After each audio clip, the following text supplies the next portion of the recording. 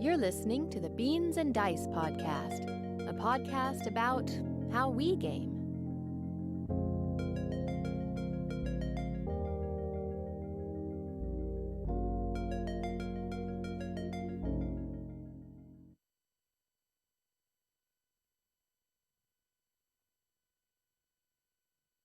Hey folks, it's me, Carlos. Thanks for joining me tonight on this live stream episode. It's more of a beta test, kind of try things out. I'm trying something a little new, a little different. I wanted to give a try of the setup that I have here at home and see if we can't do something more like a live stream, like a live-in call live stream show where people call in, talk, say hi, tell me about the games that they're playing and things that they're up to. Meanwhile, while I talk and share about things that I'm doing, and we can kind of have a little more community. Again, my name is Carlos with the Beans and Dice podcast, trying this out solo tonight. My hope is if this all works out well, by Thursday this week, Robert can join me and we can do this together. I see William here with the more Friday Night Fights in the comments. Yes, that's definitely true. So what I'm going to do is go ahead and get the phone lines going. I'm going to activate the phone lines, which I have. And again, the phone number is 618-7099, 813-618-7099. If you want to call me up on the line, say hi, tell me what you got going on gaming-wise. What's a game that you've played lately? Tell me about it. Tell the folks about it so that we can share a little more about our gaming community. 813-618-7099 is the number. And I'll get us started here with some topics while we wait to see if anyone decides to pop in and call. So some of the stuff that I've been up to lately is Blood Bowl. Blood Bowl second season has recently come out. And Blood Bowl second season is pretty big here, at least in the Tampa area. We've been waiting for it for a long time. It's been big news that was leaked earlier this year, but it did come out a couple of weeks ago, and I just finished reading the full rule book of Blood Bowl second season, and I've played my first couple of matches. I hosted a night this past Friday here at the house. We played a lot of Blood Bowl. I think we had 6 people show up. We had 3 different games played of Blood Bowl second season, so we got to test out the new rules and see what we thought of them. When it comes to other things that I've been doing when related to Blood Bowl, I think I saw a new FAQ just pop up on the Blood Bowl second season, and the FAQ talks about a big change in how Blood Bowl is going to work. Now, Blood Bowl, historically, Blood Bowl has been a game where when it comes to rerolls, you can only use one team reroll per turn. Now, remember, there's 8 turns per half, 16 turns total for an entire game. So you're only getting to use one reroll for a team reroll per turn, and it kind of left you to the whims of the dice after you used your first reroll. Big change in the FAQ today, posted up on the Warhammer community website for Blood Bowl. It talks about rerolls are now unlimited, can be used in any turn. It's just that you're not allowed to use more than one, reroll a die more than one time. That's going to be a big change in the Blood Bowl community, I think, for the gaming. Looks as though we got our first call coming in, so let's get this going and see who's calling. And we'll get them logged in here. Hey, caller, state your name and where you're from. Hey, this is Nick Ubin from Wesley Chapel. Hey, Nick. How you doing, Bobby? Very well, thank you. How are you? I am well. Thanks for calling in, man. I appreciate you giving us a try and helping me figure out this system. So far, it looks like it's working. I think I've actually got multiple calls coming in at this point. So, Nick, tell me, what game have you played lately? So pretty excited. It is, we've talked about this before in the past, it is Kickstarter arrival season. So, a long-awaited Dwellings of Eldervale came in, and both the boys got to play that. A lot of fun. It is big, beautiful game which is actually has very simple gameplay at its core. It's a worker placement game where every faction has got different units and you've got asymmetric abilities, and you're trying to basically explore this region, this area of Eldervale, and settle it. And the game pretty much finishes when someone has placed all their dwellings and you actually live there now, which is actually kind of a funny theme, because it's like real worker placement where you're trying to build your dwellings and just settle into this area, but the area has got like giant monsters roaming around killing everyone too. So there's that. I'm on the Board Game. I've never heard of this one. I'm saying that now, but I'm on the Board Game Geek website looking at these photos, and oh my goodness, this mat. Did you get the mat as well? We did. I did not get the mat. I don't think. Oh God! Now I'm going to go back and. There's a gorgeous mat with a stitched etching around it. Mm-hmm. No, it's big. It's bad. And the trays in this thing are gorgeous. Are these game trays? Yes. Like TRAZ, yes, TRAYZ? That's the one. Yeah, they're very, very good. It's phenomenal. It's like a couple other games that do this. Everything you need to play a faction is in the faction game tray. So like when you go like to set up a 4-player game takes just mere moments. It's beautiful. I actually recorded a video of reboxing it. Like imagine if you just put the game away and then showing how cleanly it all goes back in, and then to play you just undo that. Like everyone grabs their own game tray. The components of the game have their own game tray. Put it all out. Throw down some tiles and you're ready to play. It actually is one of those like not just a good storage solution, but it's very nice for the actual gameplay. And then when you're playing everything out of your tray, so it's just like boom, good to go. It's very nice. Yeah, the artwork's cool. The monsters are really neat. They have the big minis. It's at the 50 millimeter scale or whatever it is. Or the dragons. I mean, the minis I see are big old dragons and elemental looking things. Yep, exactly. Yes, so the whole thing is in the Eldervale, there's like 8 different elementals, and each of the factions that you might play harnesses one of them kind of innately, and then you're trying to like harness other ones throughout the game. It's good. It's good. A lot of rich theme, but again, the gameplay is very simple. My 7-year-old and 9-year-old played, and my 9-year-old won against me. It says 14 and up on the box, but I wonder if that has to do with the components and whatnot. You know how that can get difficult. Yep. Yeah, if you want to sell, especially I think in the European Union, if you want to sell to anything under 14, you have to have a whole bunch of different licensing or whatever. So yeah, it has a lot of components, and it's got those minis that are actually macro minis or whatever. No, it's fun. It was a lot of fun though. Very, very good. Loved it a lot. Very nice. Sitting here looking at my shelf. Yep. Well, thank you for sharing. I appreciate the call. It looks like that worked out well, and we'll see if anyone else wants.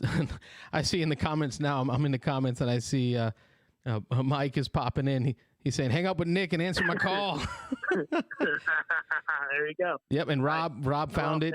The call waiting that did come through, so I can definitely hear the call waiting coming through on the phone. So that is a feature I figured out on my iPhone while talking to Nick, and I was able to turn off call waiting so that y'all don't hear the boopity boop when Michael continues to call behind me. Nick, good talking to you, man. I appreciate you calling. I'm really hoping this works out. Awesome. Yeah, man. A lot of fun. Thanks for sharing. Yeah. Bye. Bye. All right. That was Nick Open out of Wesley Chapel. Thank you, Nick, for calling in. And the phone lines are open. Whoever wants to decide to pop in and say hi as well. I'll keep going down the way and talking about some of the stuff that I've been up to until we get another call. Oh, we got a caller. Call in. Let's see who this is. Hey, caller. State your name and where you're calling from. Hey, it's Michael Lorenzo from Temple Terrace. Michael Lorenzo, my man. He helped me to understand that, yes, call waiting does show up on the audio in the phone. So thank you for helping me with that. So now I know how to turn that off. I appreciate you calling to help me out with this. Talk to me. What's going on, man? What's going on in your world game-wise? I learned how to play. I taught myself how to play Edge of Darkness yesterday. That's the latest game I've learned. Edge of Darkness. Sounds familiar to me. The card crafting game. Same guy that did The gardening one. The one with the clear cards. Yeah. Mystic Vale. Remember the name. Mystic Vale. Thank you. Yeah. It's an open hand game though. It's still card crafting, but kind of worker placement. But there's a mechanic where you're dropping cubes into a kind of, I wouldn't say similar, but kind of like Shogun, where certain colored cubes that are players' cubes come out in 3 different areas, and it determines which monsters are attacking which people when X number of cubes, I'm pulling it up on Board Game Geek, and I'm seeing this plastic building looking thing, right? So it's like a building in plastic. It's got 3 slots for cards on 3 different sectors in the tray section. So you're saying when the cubes come out and they hit the different slots, that indicates who got hit? Who's going to be attacked. So it's something that builds up over time. Depending on the number of players will determine when X number of cubes, it doesn't matter what color they are, but when X number of cubes hits that tray, like for a 4-player game, once 8 get into that tray, whoever has the most colors is the one that, or whoever with the one color that has the most cubes there is the one that's going to get attacked. And the black cubes are, if that one has the most cubes, everybody gets attacked that's playing.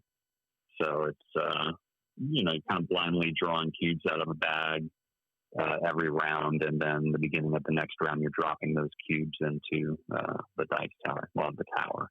But I think it's going to build a level of suspense, because you can see, I'm looking at pictures of it. People have posted on Board Game Geek.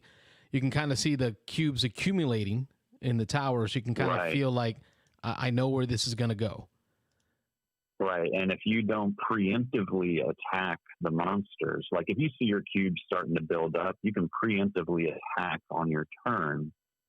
But when the next person goes and they drop cubes, if cubes add up to the 8, if you don't have defense, the monsters will do damage to you. You can't attack them at that point. You have to preemptively do it. So it kind of like adds another mechanic on top of it. But it's a pretty cool game. I'm ready to play. I think it'll go quick, even with 4 people. It'll go pretty quick, because you are doing simultaneous things at the beginning of your turn and stuff. So it's got about a 2-hour play time, but it's got a pretty good weight to it, a 3.39 on the Board Game Geek. I didn't think it was that heavy, but I mean, granted, I played the easy. There are scenarios that you can play that determine which locations are put out and what kind of cards you can get. But yeah, I'm excited to give it a try. I've had it for a while. I finally cut the plastic on it and got it out. I think more importantly, looking at these different towers that these folks are using, have you yet, sir, painted up and done up your tower with, grass and actual paint? I have not. I haven't done that, man. Come on, man. That is eventually I'll get to the painting phase of my gaming career. I haven't hit unacceptable. That yet. Unacceptable. I know. So sad.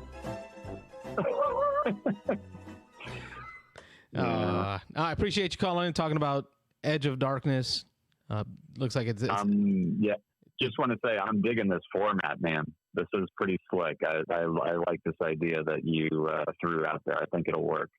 I'm hoping so. I think, and thank you for bringing that comment up, because I think that the key piece I want to get out there is there's a lot of people out there right now, and what we're dealing with is so tough with our shops not being open like they used to be, and being able to go out and do what we wanted when we used to. And some folks, I'm sure they love to chime in on the live stream and comment, but I also know some folks just want to have a conversation.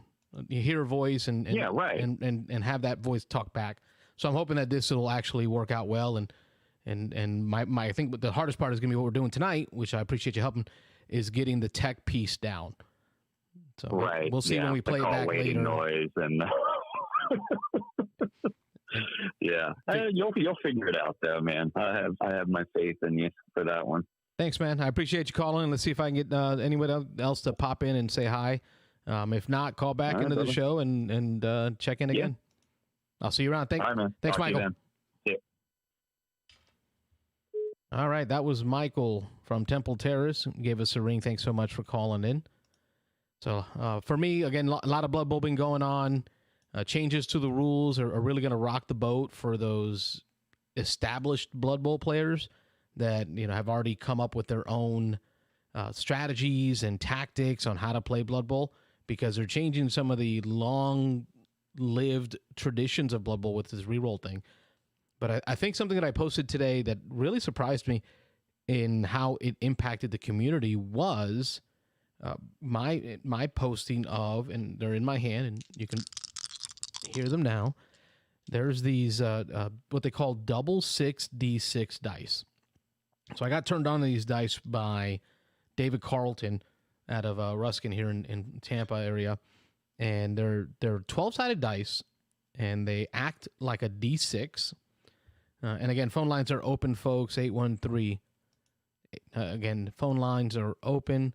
813-618-7099. Give us a ring.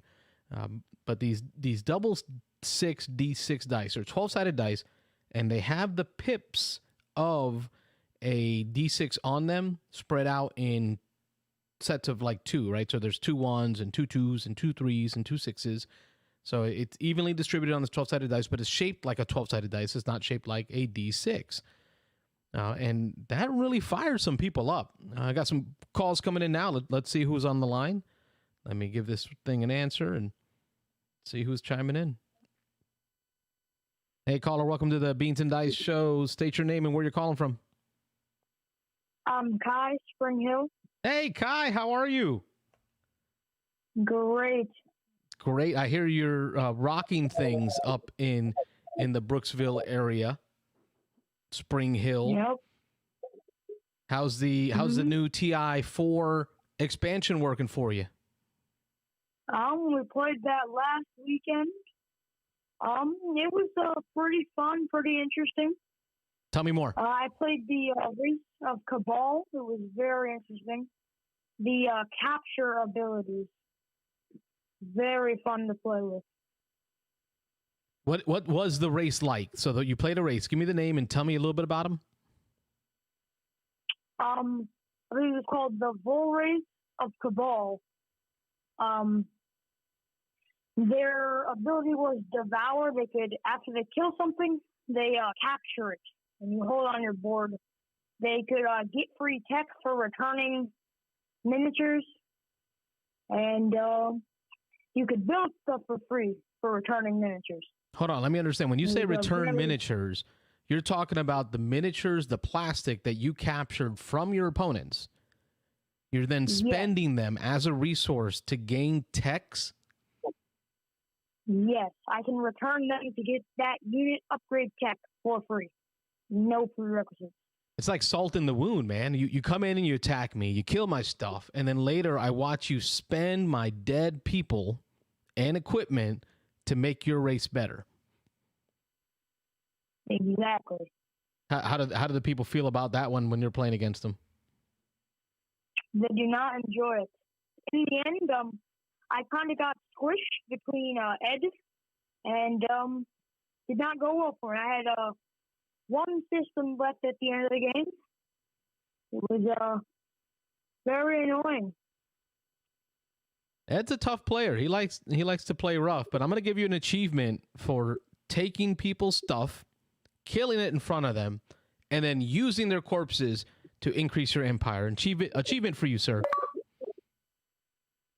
Thank you. Well, thanks for calling, Kai.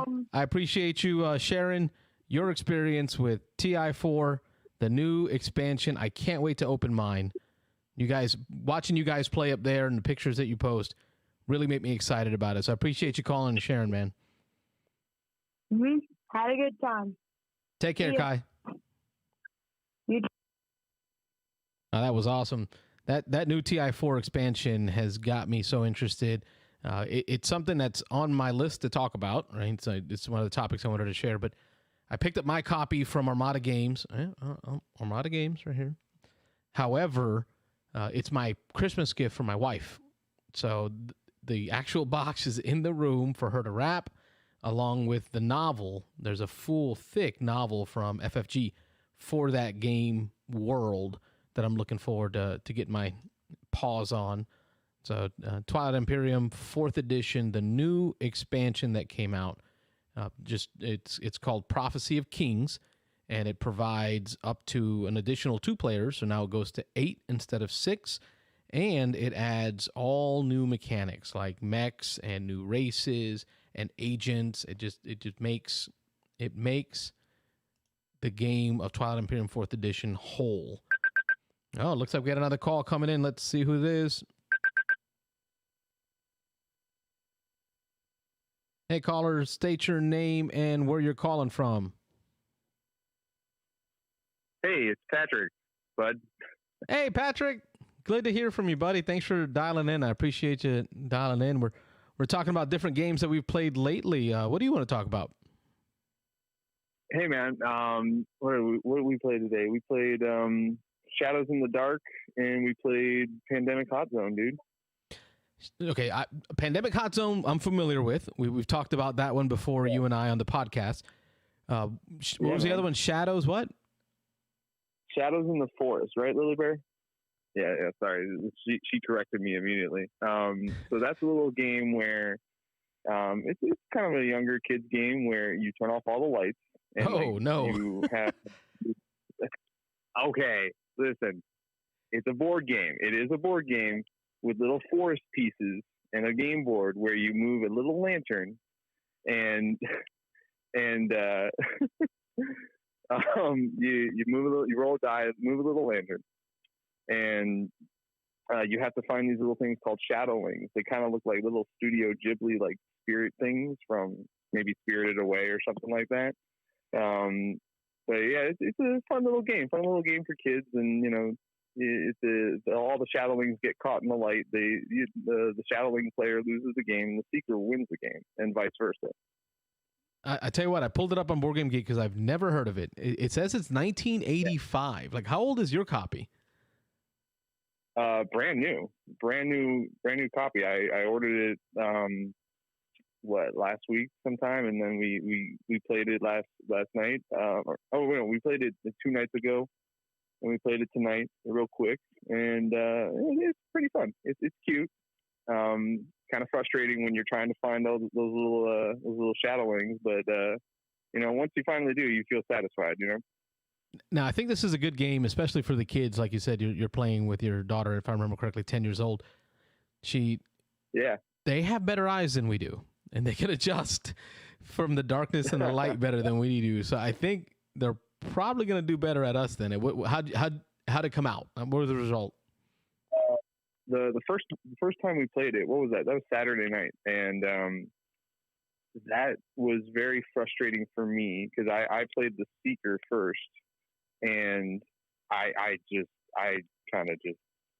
was like, oh my gosh, I cannot find these little things, and I eventually just gave up, and then we swapped positions where I played the Shadowling, and Lily was the Seeker, and kind of the same thing happened where we were just kind of outsmarting each other way too much, and you know, it kind of just went that way. But tonight, you know, what we did actually to kind of make it a little less frustrating was we removed, there's 6 Shadowlings altogether, and you remove 2 of them, and we just kind of made it a little easier that way.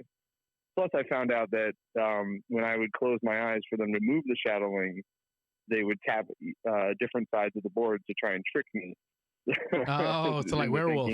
They would make noise somewhere else to make you feel like something else was going on. Yeah, man, yeah. I'm going to have to get a copy of this. I've never heard of this. I'm looking at these pictures, and this thing looks amazing. Folks, if you pull it up, it's called Shadows in the Forest on BGG, and they've got like these little pyramid-looking tree structures, and it feels like photosynthesis, the game. And I think, Pat, you've mentioned you've played that before, if I'm right. I haven't played Photosynthesis. I want to, though. That game. Maybe that's what it was. Maybe you wanted to play it.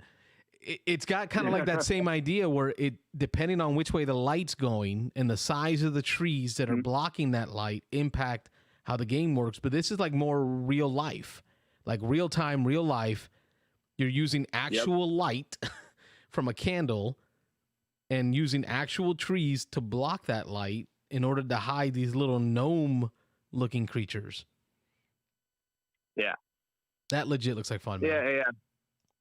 Yeah, it is pretty fun, and it's tricky, and like how the Shadowlings players like work to try and trick you and trick your mind, especially when you're just like your eyes are closed. Yeah, Lauren definitely did trick me a few times, and I was just like, I finally figured out that she was doing it. I was like, you got to be kidding me.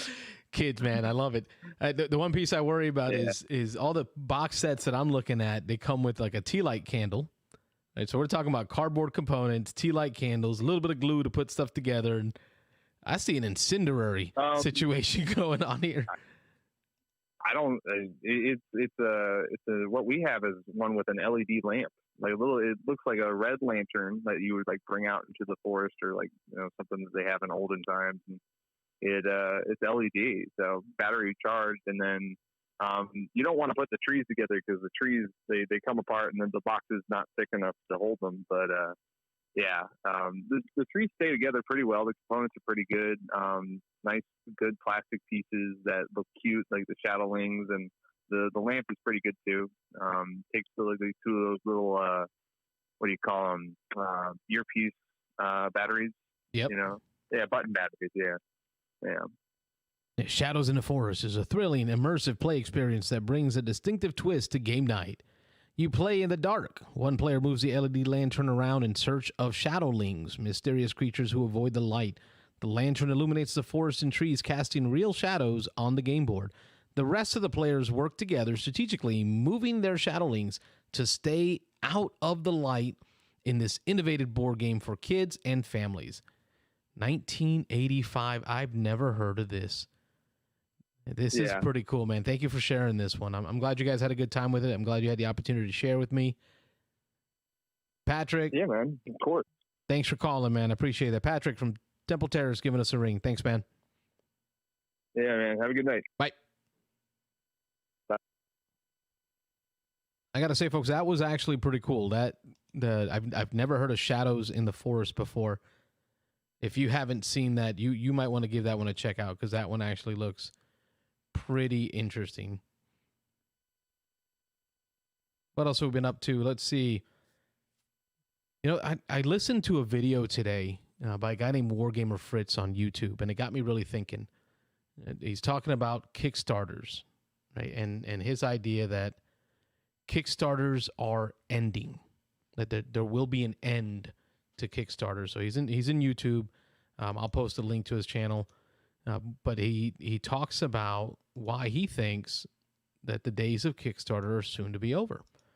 One of the reasons that he talks about is how for the last few years, we've been conditioning customers, you and I, the gaming community, that 1.5 years to wait for a game is normal, right? That the idea of having to have a product created, produced, and ready to purchase the moment you get money in your hands is something that we've grown to say that's not how everything is always done. And the idea that the customer is now the one that takes all the risk when it comes to funding these games. And these ideas, these concepts, I want to talk about these, but looks like we got a caller coming in. Let's see who's on the line. Hey, caller, welcome to the Beans and Dice Show. State your name and where you're calling from. Hey, it's Zeno out of Spring Hill. Oh, it is Zeno, the father of the monster that is destroying units and then using their corpses to build resources and tech. Oh, yeah, that was a lot of fun. I just want to call you and congratulate you on your podcast. Thank you, man. I really appreciate that. I appreciate you calling in to help me test this thing out. This is definitely something I've been enjoying doing, and just doing more of what we always done as a gaming group here in Tampa, which is just talking about games, right? Like, what do you do when you call me from your car on your way home? We talk about games. Oh, yeah, yeah. we got a lot going on up here. We're doing Legion and Armada and a bunch of, war games, still playing tanks and everything. But, yeah, we've been hitting the new TI pretty hard lately. We're going to play again on this Sunday.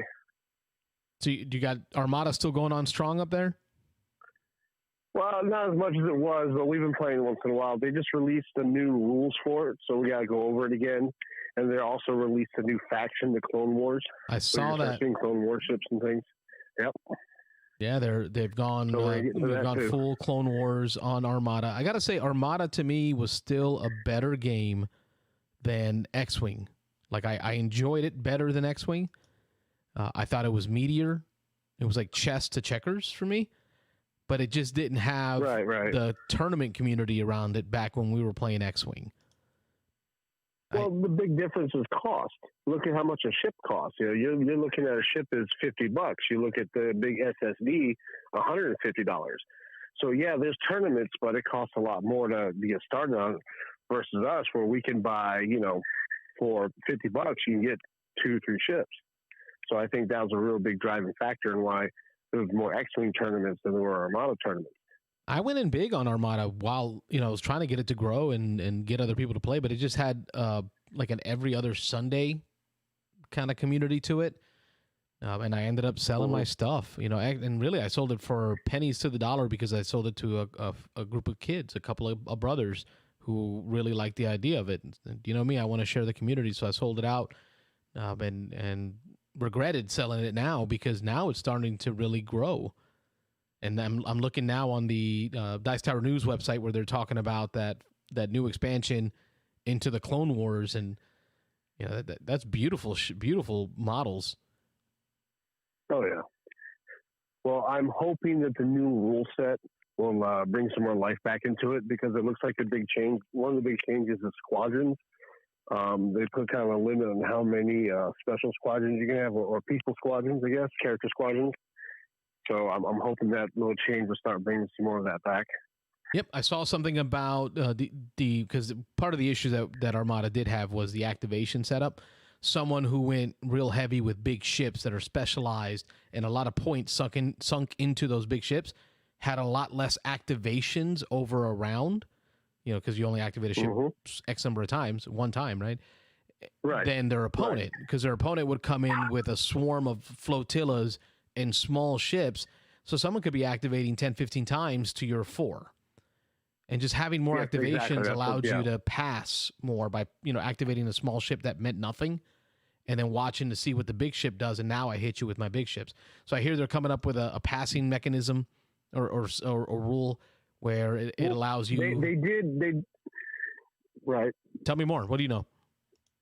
Well, they did have one with the SSD.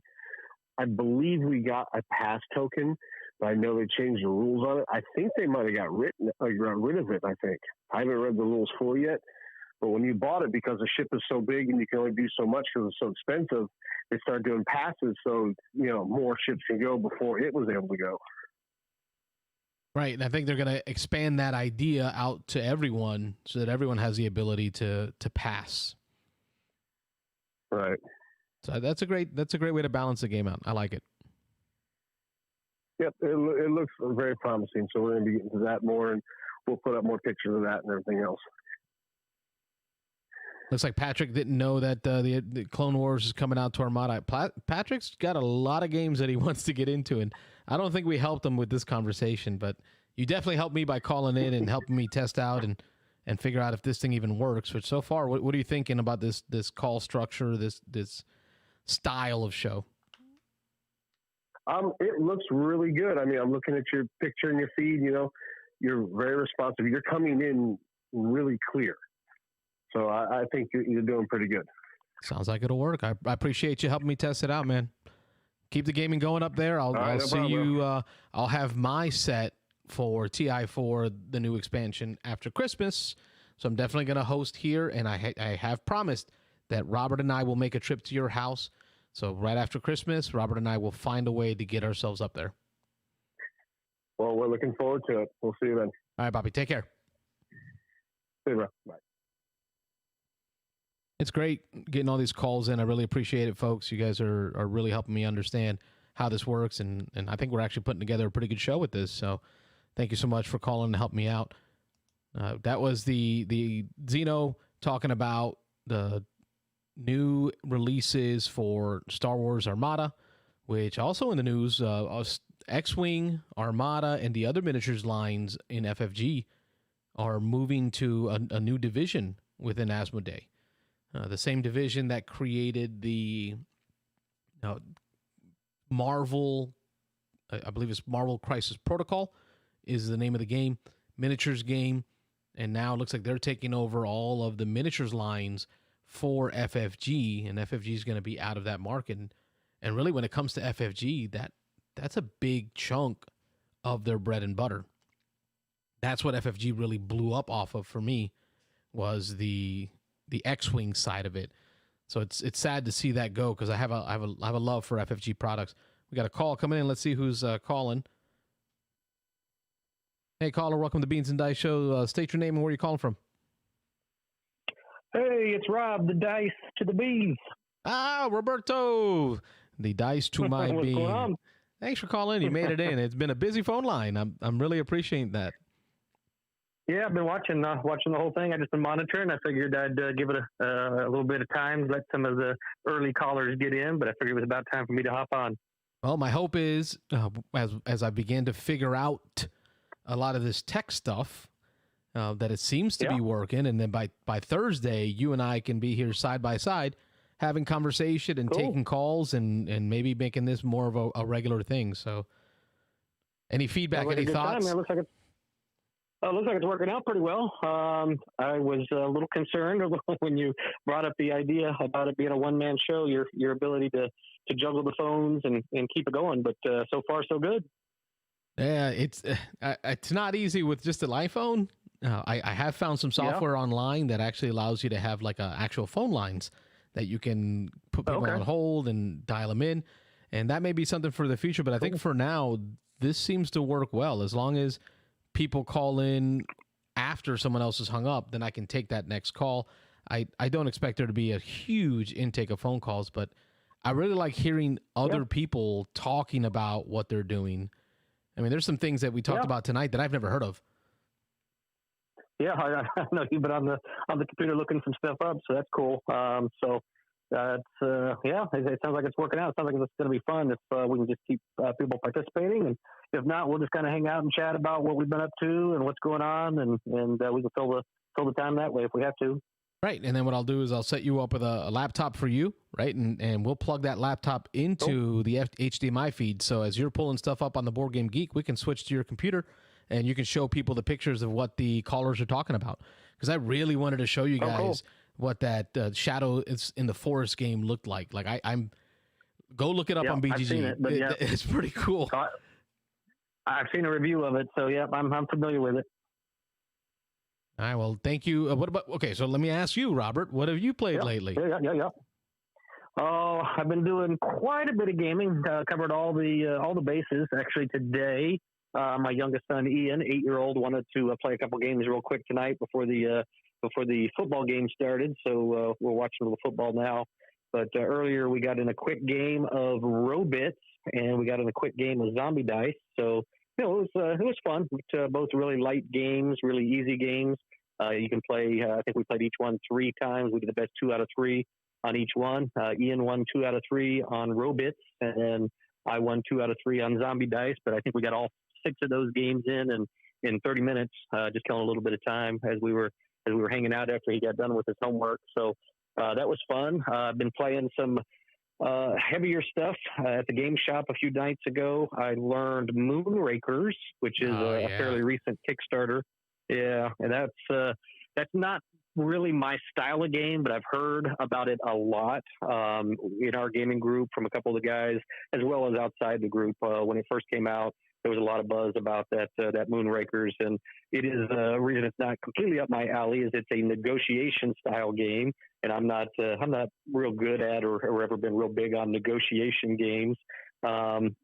It was fun. It lasted longer than it should have. It was the first time any of us had played it, so we were all kind of learning it, I think. But I'm sorry, no, actually Dan and Mike had played it once before. It's just a 2-player game. But we played, I believe it was a 5-player game the other night, and The box advertises 1 to 2 hours. It took us 3+ hours. So I think we drug it out a little bit. We probably, not knowing the game real intimately, it took a little longer than it should have. The one thing I wasn't crazy about in the game is that it's all the scoring is open, and it's on just a 10-point scale. And so Nick Oben jumped out to an early lead. And after that, everybody refused to work with him because it's a game where I'm there's sorry, I laughed aloud. objective. Oh yeah. I figured you would, but it's a game where there's objectives you have to beat to get points, but you usually cannot complete any of those objectives yourself. The game is made where you've got to negotiate with other people, and each of the objectives, when you complete it, you get a couple victory points usually, and then you get either some money or you get to draw some cards that make your hand better. There's a little bit of a hand building, hand management part of the game, but once somebody jumps out to a lead, then clearly just everybody won't work with that person anymore. So they're basically begging, they're giving away all the money, they're giving away all the other stuff just to try to get a victory point here or there so that they can get to the 10-point threshold and win the game. But just it's all kind of open and obvious on the scoring. Like Nick jumped out to a lead, and then all the rest of us kind of worked together to catch up to him. And then at the end, we were all within a couple of points of winning. So it finally came down to Dan. Happened to draw a card that he could complete all by himself. It was a real easy mission. And then he had a secret objective that he was able to flip at the same time that he completed for doing a mission on his own. And so he went from 8 points to 1 point for the card and then 1 point for the secret objective. So he jumped up and got that 10 point to win it. So it was a fun game, but kind of sounds like it's got a little bit of the problems that Munchkin has, right? Some of the problems that Munchkin has, which is whenever someone gets towards the lead, everyone just does everything they can to prevent them from crossing that threshold. That's exactly what it was. And you could tell Nick was visibly frustrated that, he was begging people, and every time a new person would pick a mission, he'd start to kind of put in his bid of what he'd be willing to do or give up. And then everybody would just kind of show him the hand. They were like, Nick, we're not talking to you. You just sit over there. We don't even want to hear it. So that's gotta be a horrible feeling. Yeah, he was definitely a little frustrated by that, but anybody would be, of course. So I mean, you're trying to do what you can to win the game, but nobody even wants to hear it when you're winning. So that was funny. But other than that, we got another session of Gloomhaven in the other night. We've completed the base box for Gloomhaven. We're in the expansion. The other two guys that I play with, Nick and Joe, we're in the Forgotten Circles expansion. We're on about our 4th or 5th scenario out of that box, and having a great time still with Gloomhaven. Still one of our favorite games, or one of my favorite games of all time. We got our butts handed to us. We don't have that happen very often, but we played about a 2.5, 3-hour scenario, and we didn't even come close to winning it. So we're going to reset that and do it again probably next week. But that's mostly been it. I know we're trying to play some games over at Your Turn tomorrow night. Hopefully you're going to be able to make it out for that. Yeah, baseball is over. For a second there, I thought we were going to have a makeup game tomorrow, but that looks like it's canceled, so I should be there. Cool. What's on the docket for tomorrow? I think we got a full game. We're going to try to learn Detective City of Angels, which is a game that I know Mike and I think Dan have wanted to play for a while. So it's kind of a mystery game where everybody's playing a detective and they're all kind of competing against each other to be the first one to solve the murder or the mystery. So we're going to do, I think there's a tutorial one that we run through that's about, I think, half as long as the normal ones, or maybe a little longer than half. It's just made to kind of teach you the rules, but we want to run through that and just kind of learn that game. But pretty highly rated game, so I'm looking forward to that. One's been out for, I guess, about a year, maybe 2 years now. Probably not quite 2 years, but it was a big Kickstarter not too long ago from Van Ryder Games. I know you and I are both kind of fans of those Van Ryder. Well, it was because those books were so cool. I mean, that idea of the books was so cool. I did the Bakersville one, which was or Baker Street, which is the Sherlock Holmes style kiddish Sherlock one. Holmes, yep. And then I had the one with the kidnapping of the girl. I mean, those were fun, and I've done them multiple times too because I lose. So yes, Van Ryder does really cool stuff. Yeah. Yep. That's what I'm looking forward to. They tell good stories, and these little murder mysteries are supposed to be really good stories. So yeah, I'm looking forward to that. That should probably take us a couple hours tomorrow night, but I'm really looking forward to that. So hopefully you'll make it out. Yep. So who ended up winning Moonrakers again? Moonrakers. The winner ended up being Dan. Dan pulled it out. He was on 8. I think my daughter Emmy was on 8, I believe. Nick was on. It was either 8 or 9 points. I was one back. I think I was at 7, and then Mike was at 6. And then, like I say, Dan kind of got lucky on the draw.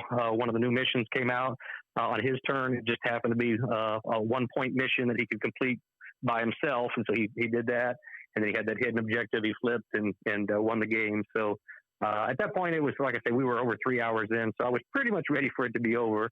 But it's a game I wouldn't mind playing again, but I don't think I'd play it at 5 players again, maybe 3 or 4 players. Yeah, I think at 5 players, there'd be too many other people pulling you down. Again, I go back to that bucket of crabs analogy.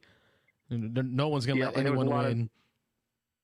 Yeah, and there was a lot of negotiation. Every time a mission came up, it's like everybody wanted to pitch in and get a part of it. So there's a leader each time as it goes around the table. So the leader has to decide who they're going to bring in. So there was a lot of time spent just kind of listening to everybody's pitch and then trying to decide who you wanted to go with. But like I say, 5 players, that just took a while. But all right, well, I'm still an achievement for you for playing Moonrakers. Achievement unlocked. Yeah, it was fun. Thank you. Well, thanks for chatting in. But, looks like this thing is a go. Yeah. As I say, liking the format, so I'm looking forward to giving it a shot Thursday night. I will see you tomorrow as well as Thursday. So I guess for the folks that are watching the stream now, set your clocks, set your alarms. Thursday night, looks like Rob and I are going to set this up again. Let's do it. Thanks for calling, Rob. Yep, thanks. Bye. All right, folks. That was Rob, the dice to my bean. And we will be back together again Thursday, giving this another try. So far, so good. I'm really liking this format. It's working out well. I think I was talking a bit about the Kickstarter ending, what Wargamer Fritz was talking about, and I think David Carlton mentioned it in the comments that he heard that piece. Some of the pieces that he talked about, Wargamer Fritz on YouTube, that really got me thinking about that was look at Hasbro. Right, and I get it. Hasbro didn't do as huge as like a Cool Mini or not, but they did way more than enough. We're talking millions of dollars taken in on a board game, right? They did sufficiently to show that no one has to be beholden to the Kickstarter platform anymore to be able to do this. And with other platforms out there, people can do it on their own. I mean, who's to say that Cool Mini or not couldn't do their own fundraiser for games? We got another call coming in. Let's take a peek at this and see who's calling. Hey, caller, welcome to the Beans and Dice Show. State your name and where you're calling from. Will. Hey, Will. How are you? What's up? Not much, man. How are you doing, sir? I'm home chilling. Well, thank you for calling, man. Yeah, no problem. What do you got going on game-wise? What do you want to share about? I'm still putting my Blood Bowl models together. Which team are you working on right now? The Imperials. You know, and that's the Noble. Sorry, the Noble. Well, they are Imperial Nobility. That's the official name of them. Yeah. I know you played them the other night at my house. It sounds like you like their style. I like it because it controls you, and you in particular. No, but that sir. No. And you're right. The Imperial Nobility style really is almost like a style that prevents the opponent from doing what they want to do. Between the wrestle skill, which prevented me from using the block result, as well as the fend, which prevented me from following up. You took control of what my people can do. Yeah, it was pretty much if I don't have the ball, I can control the field and then let you make the bad decisions, which really what it wasn't you making bad decisions. It was finally your dice giving up and said you are going to make a bad decision. Well, my hope is that with the new FAQ that just came out, I don't know if you heard that earlier in the show, I talked about that. The new FAQ confirms. I actually read it. You got to read it? Yeah, I think it's really. I mean, What do you think? There's a caveat in that, though. You can't re-roll the same dice more than once. So Most games do that. Most games don't allow you to re-roll a die more than one time. But now I can re-roll all the different tests as I go. right, which you are probably going to, depending on maybe for me and maybe for rookie players, you might see people draft a team that's going to give them more re-rolls because of that. And me too. Before I would limit myself to 3 or 4 rerolls max because I knew that you could only ever use one per turn. But if I know that I can use 2, 3, or 4 rerolls in one turn if needed, yeah, I'm going to buy more rerolls up front. I might forego having a full 12 or 13 players on the pitch in order to be able to have more rerolls. I think more people will do that. Yeah.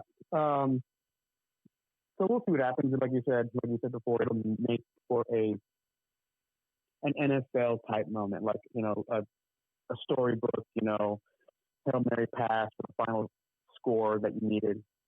I just see more like cool stories like that in the game with this rule change. Now, tell me about the models you're assembling. Is anyone stuck with you as an issue, or you were surprised at how easy it went? Well, there's Ogre. Ogre is the worst one so far. Really, the Ogre? Have you done Griff yet? Griff Oberwald? No, I haven't done him yet. All right, you call me when you get to Griff. Multiple projects.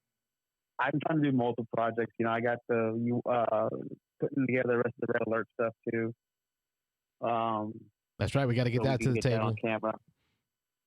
I am so upset that I lost all that footage. We had so much good footage from that game, and I just deleted it. Should we tell the people who won that one? Well, it sure as heck. Maybe that's why I got deleted. You won. I didn't win that one. No, and that's what I'm saying. Like, I'm not supposed to win. I tend to lose games. And maybe that's why, the fate just said, yeah, not today, Carlos. You have no evidence of a win. Yeah, well, we'll talk about that not happening. So it's me in board games. Yeah, that's that. Well, William, so we got that. What else you got? Red Alert. We need to get. I think we were talking about trying to get the game of Shogun. At least 3 people filmed for Fight Night Fight Special. Get one of those going on, and hopefully another Samurai Battles or a Sekigahara. But with the holiday season coming up and all these board games coming up, and everything just coming in at once, it's getting kind of difficult to get all this stuff done, especially with work and all. I agree. I know it's been getting tough for you and in your industry, but I'm hoping that something like this that we're doing here is going to give people an opportunity to maybe not play a board game, but do something board game adjacent. Like, have conversations about it. Call in, tell me what you're doing, what you're working on, right? And games that really impressed you, and share that stuff. And maybe that'll help fill that void of haven't really got to touch my hobby. I'm hoping that this can be. What did we play though? That we played the Alien Bug Hunt game.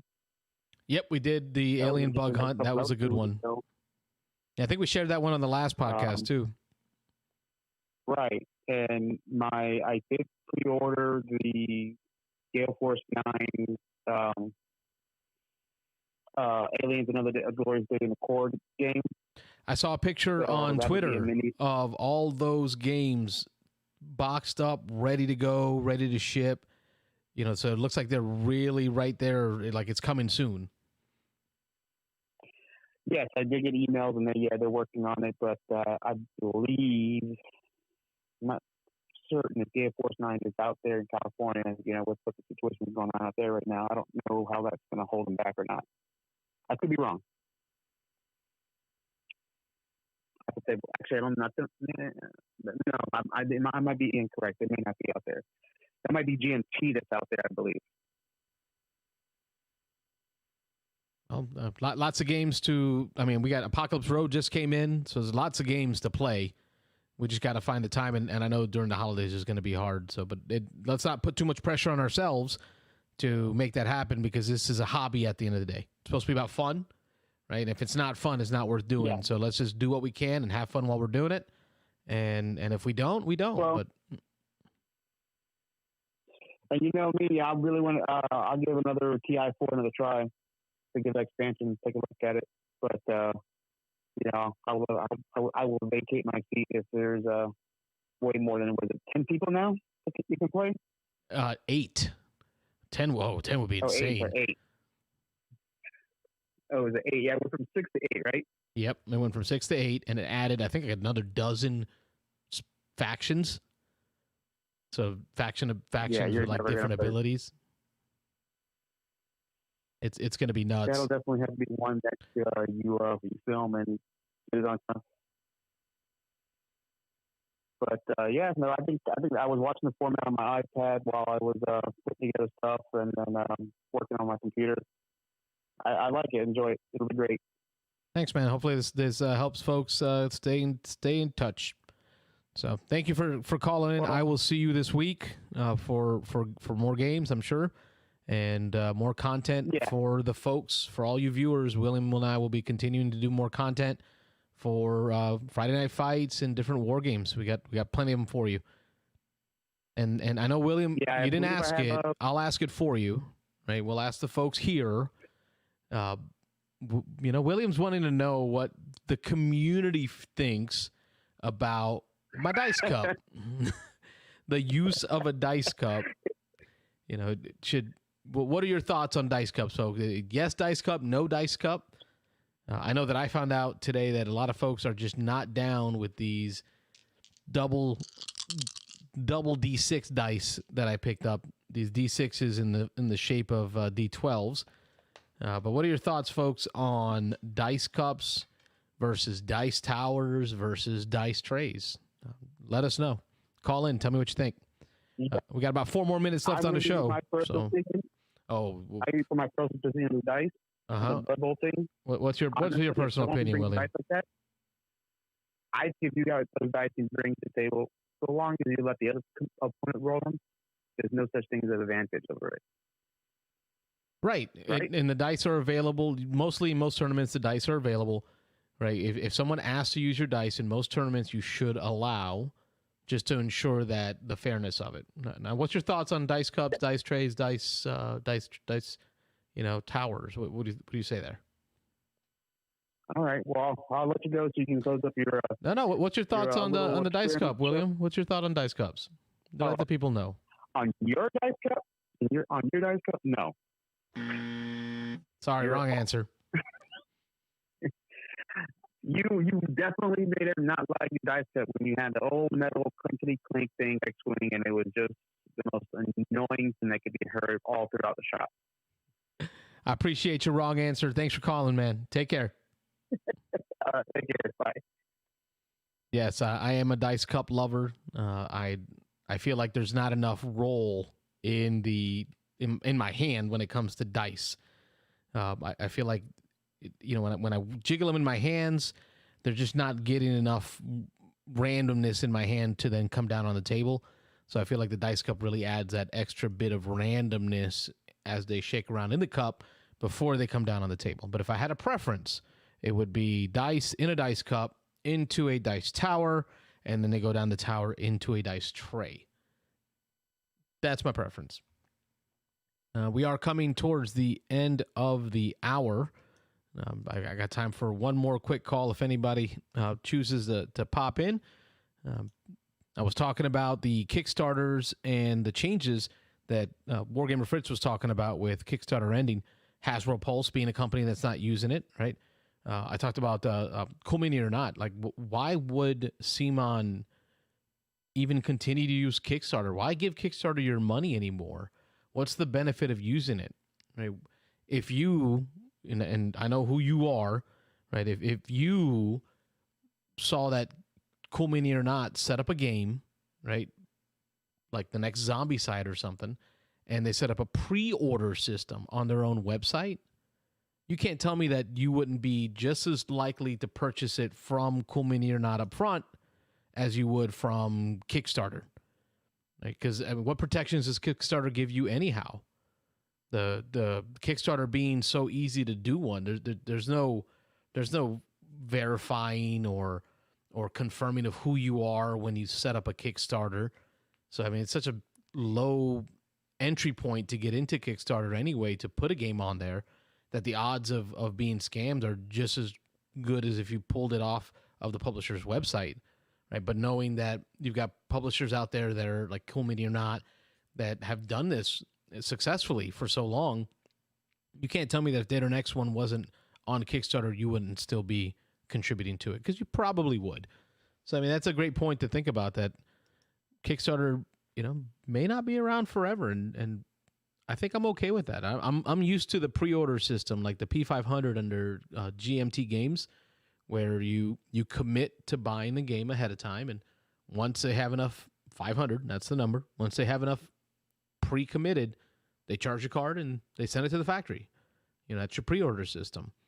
So let me know what your thoughts are on that. On that note, that gets us to the top of the hour, 10 o'clock, or end of the hour, 10 o'clock. We thank you for listening and for watching online, all you folks at home, and for those of you that called in, I really appreciate it. We will be back again Thursday, 9 o'clock Eastern, 10 o'clock Central, for more phone calls and conversations with you all. Appreciate you watching the Beans and Dice podcast. I'm Carlos. Thanks again for You're watching. Listening to the Beans and Dice podcast, a podcast about how we game.